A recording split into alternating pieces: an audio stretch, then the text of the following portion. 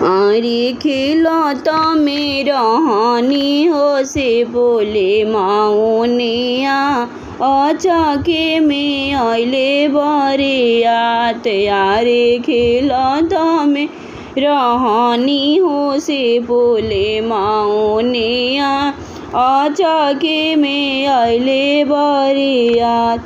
आरे से फूले फटकले बेटी मौनिया फटकले, आमायांग रोवे अछोधार।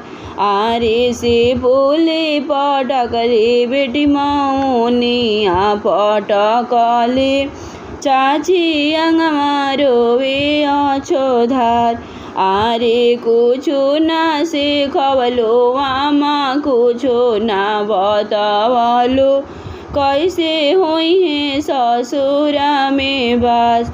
आरे कुछु ना सिखवलो चाची कुछु ना बतावलो, कैसे होई है ससुरा में बास।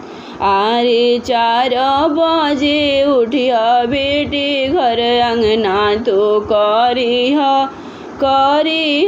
रसोइया मन लाई। आरे 4 बजे उठिया बेटी घर अंगना करिह रसोइया मन लाई।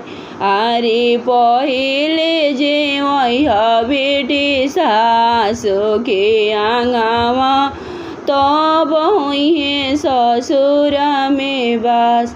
आरे पहिले जेवैह बेटी सासु के आंगवा, तब होइहे ससुरा में बास।